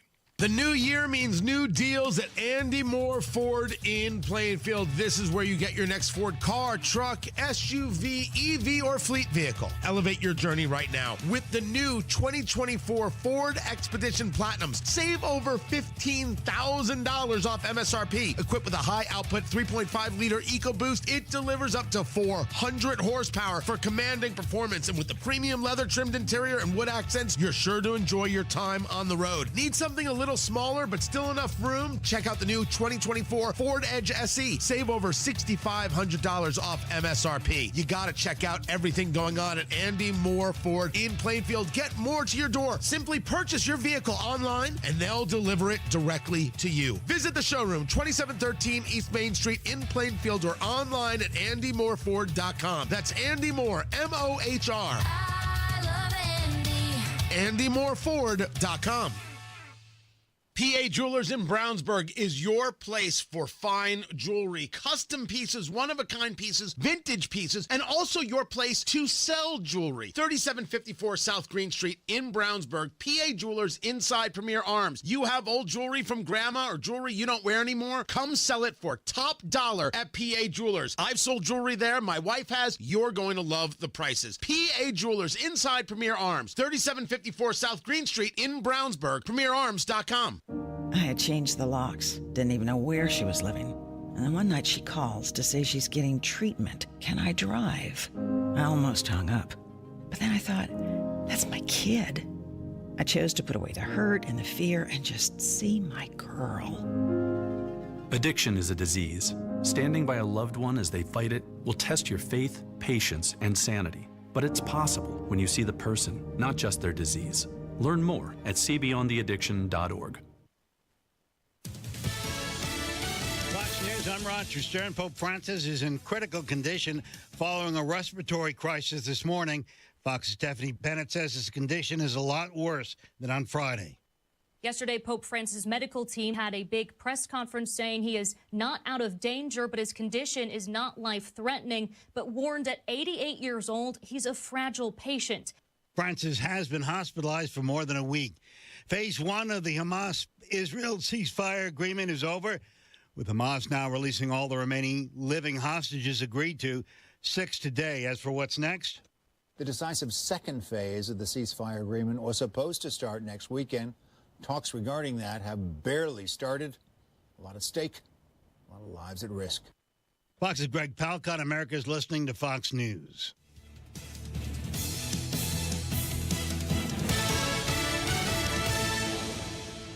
If you suffer from burning, tingling, or numbness, pay special attention as we discuss neuropathy with Dr. Matt Schulke, chiropractic neurologist and board certified in neuropathy. What is neuropathy? Neuropathy is nerve damage in the feet or hands. What are the symptoms? The symptoms are numbness, burning, tingling, pain, and loss of balance. Is neuropathy treatable? Absolutely, and we get amazing results. If you have burning, tingling, numbness, pain, or balance issues, call Dr. Schulke today for a free nerve damage screening. This screening will tell if you're at risk for serious complications and if you're a candidate for their specialized treatment program. Don't wait until your symptoms are so severe, nothing can be done. End-stage neuropathy leaves people confined to walkers, wheelchairs, even amputations. The first 10 callers will receive a free nerve damage screening. Simply call 463-400-3338. Act now. Call 463-400-3338 for your free nerve damage screening. 463-400-3338. Hey, this is Spencer Thompson at Thompson Furniture and Mattress in Columbus. Now through Monday, it's the President's Day sale. Save 50% off on all Lazy Boy, plus free sales tax, free delivery, and interest-free financing. Save up to $800 on Stearns & Foster and Tempur-Pedic mattresses with up to 4 years interest-free financing. Low price guarantee, free delivery, interest-free financing, now through Monday only at Thompson Furniture and Mattress in Columbus. Blood, sweat, tears. At Bill Estes, we know it takes hard work and years of doing the right thing to build a business people can depend on. That's why we don't make empty promises and expect your trust. Estes earns it. From Ford F-150s and Toyota Tacomas to Ram 1500s and Chevy Silverados, we have the trucks you'll love at prices you can believe in. But don't just take our word for it. Your trust means something. Estes earns it. BillEstes.com. Your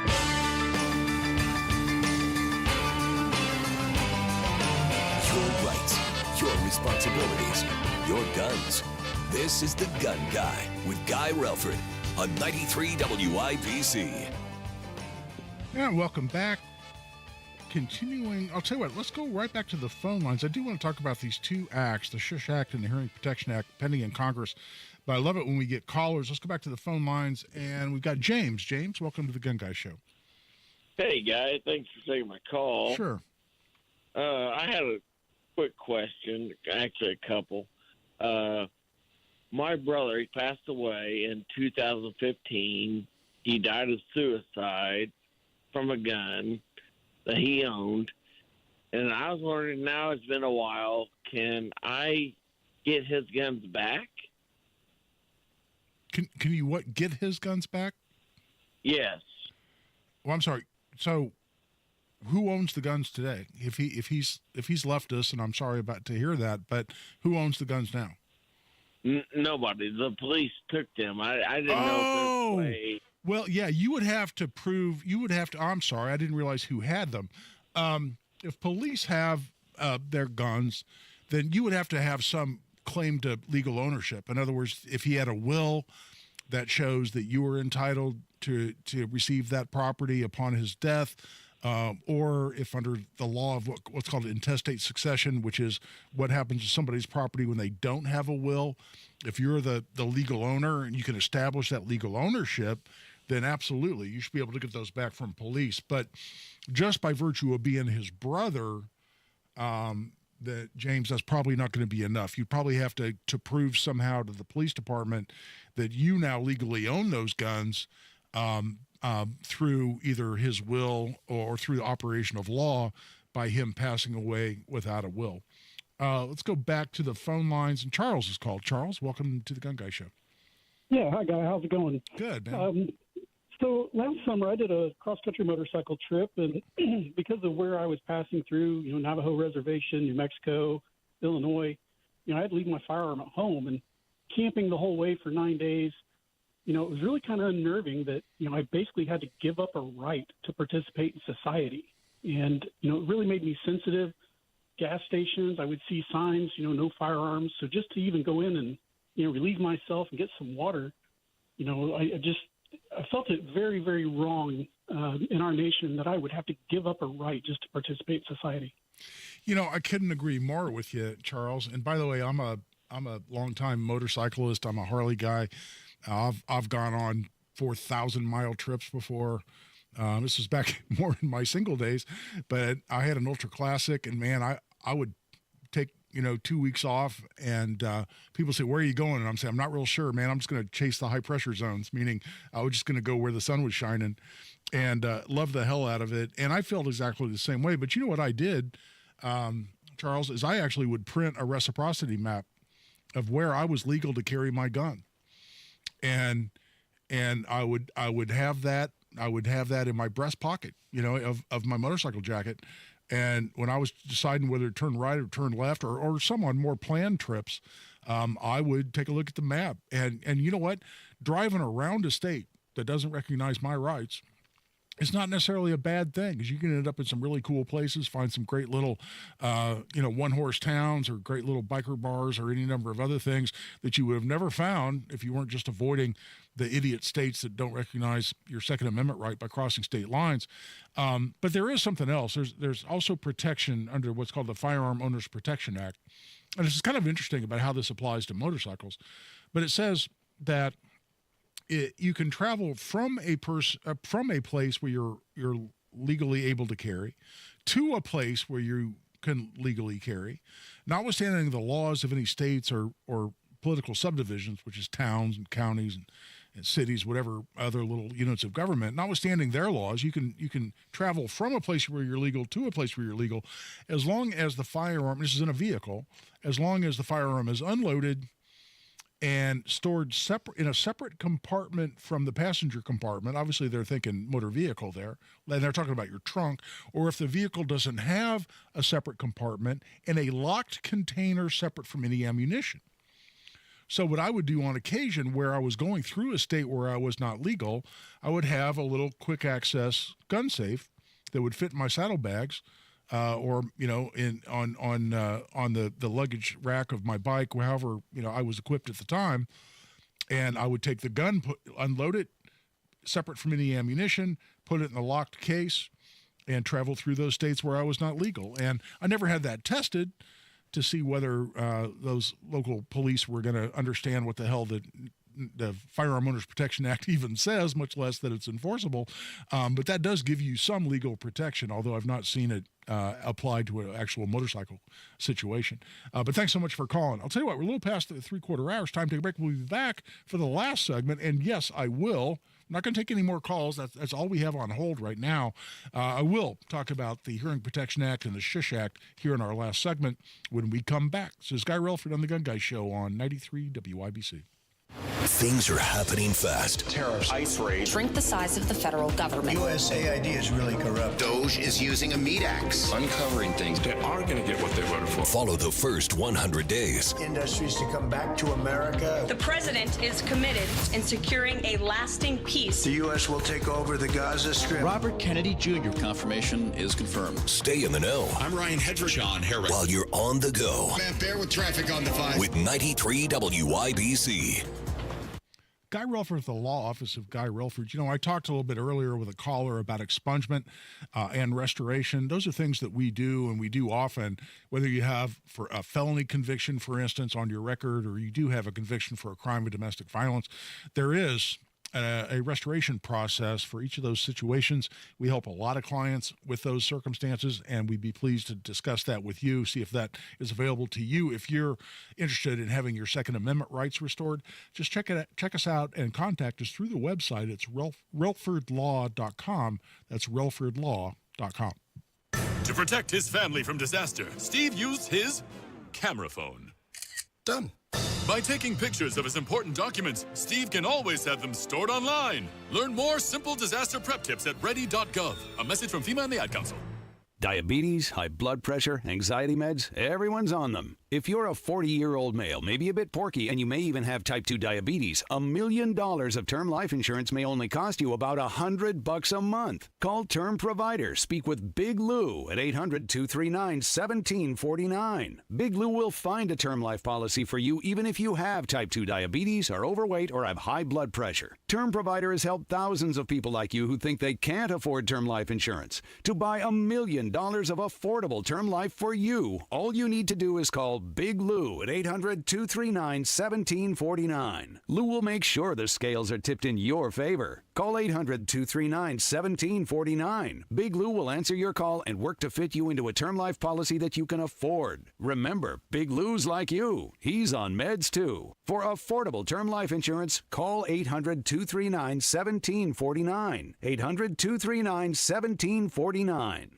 It's tax time, and tax time is your time to buy a new Nissan and get double your tax refund or down payment only at Andy Moore Nissan of Indianapolis. For a limited time, when you buy any new Nissan, Andy Moore Nissan will double your tax refund or down payment up to $5,000. That means your $1,000 becomes $2,000. Your $2,000 becomes $4,000.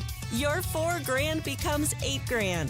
This month only, Andy Moore Nissan will double your down payment up to $10,000. Worried about your credit? Don't sweat it. Good credit, bad credit, even no credit. Our credit experts will get you approved with the best terms with as little as $0 down on any new Nissan in stock. Andy Moore Nissan is making deals other dealers won't and approving deals other dealers can't. Andy Moore Nissan, 4302 Lafayette Road, Indianapolis, Indiana.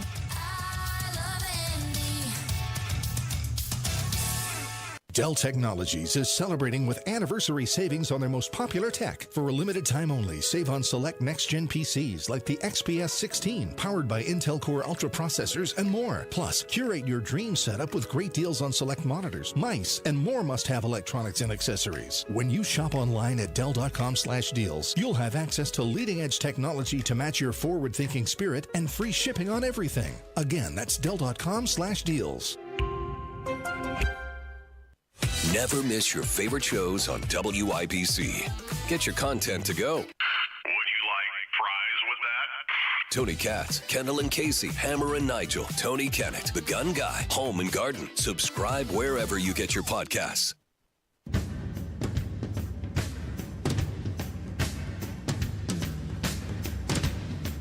He's a Second Amendment attorney. He's an NRA certified firearms instructor. He's the Gun Guy. Guy Relford on 93 WIBC. And welcome back for the last segment of the Gun Guy Show. So, two bills, little different, and I would be so thrilled if either one of these passes. How are they different? The Hearing Protection Act would take suppressors outside the scope of the NFA, but they would still be regulated as firearms.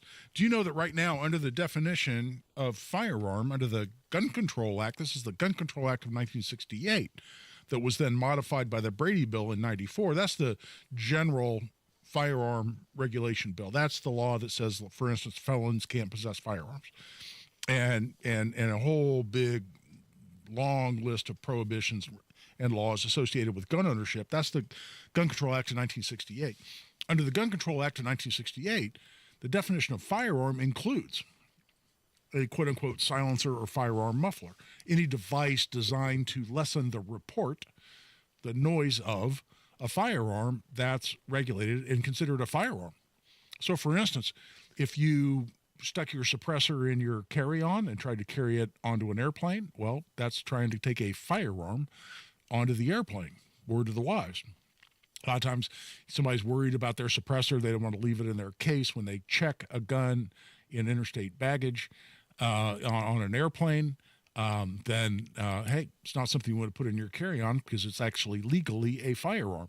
The Hearing Protection Act would take suppressors outside of the National Firearms Act, meaning they're no longer NFA regulated, meaning you wouldn't have to go through the NFA registration process. You wouldn't have to pay the $200 $200 tax is the accurate term, but it would still be considered a firearm. The good news in that, though, you avoid the $200 and you could potentially go into a gun store, buy one, and just pass the NICS check, the National Instant Criminal Background Check System, which is designed, it doesn't always work this way, especially if they find something on your record they want to take a second look at.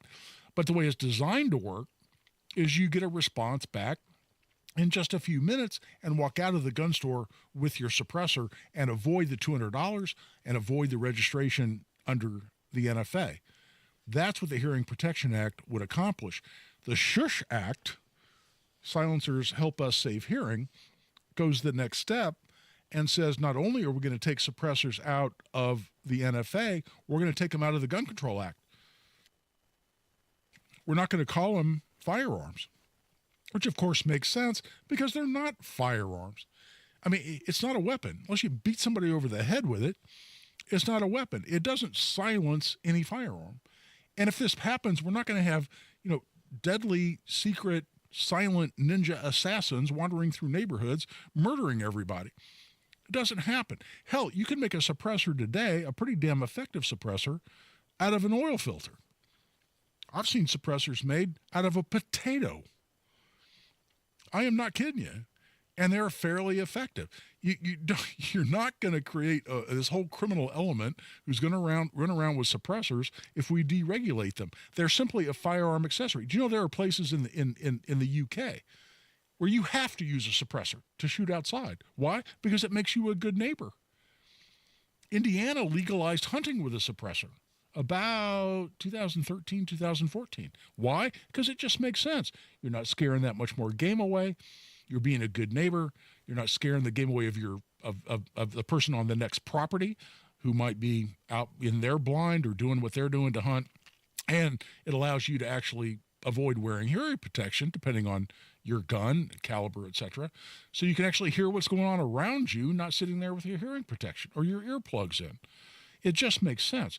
So the Shush Act would actually deregulate suppressors altogether so that you could buy them just like any other accessory. It'd be buying them just like an optic or a bipod. That's how they ought to be regulated. They're not weapons. They don't make weapons more deadly. And no, there aren't roving bands of ninja assassins that are going to use them everywhere to kill a bunch of innocent people. None of that makes sense. Do I think either of these have a chance? Hearing Protection Act, maybe. I had a good friend of mine, Mark Welter, sales manager at Indy Arms, said he thinks the Shush Act is probably a bridge too far. That may be right, at least for now. But to at least get suppressors deregulated out of the NFA, that's exciting. That has a shot. Call your senator, call your representative, and let's get these things through Congress. That's it for this week's edition of The Gun Guy Show. Hope you enjoyed it. Hope you come back. This is Guy Relford on The Gun Guy Show on 93 WIBC. Recent talk about rising interest rates and economic uncertainty may have you wondering if now is the right time to sell your home. Will I get the price I need? Will it take too long? The good news, you don't have to figure this out by yourself. There's a friendly, no-pressure, experienced agent who eats and sleeps Indianapolis real estate. Call Mark Dietl. Perhaps you're worried about costly repairs or upgrades needed to sell your home. Mark Dietl guarantees your home sold at a mutually agreed-upon price and deadline, or he will buy it. Listen to what Greg and Franklin had to say about working with Mark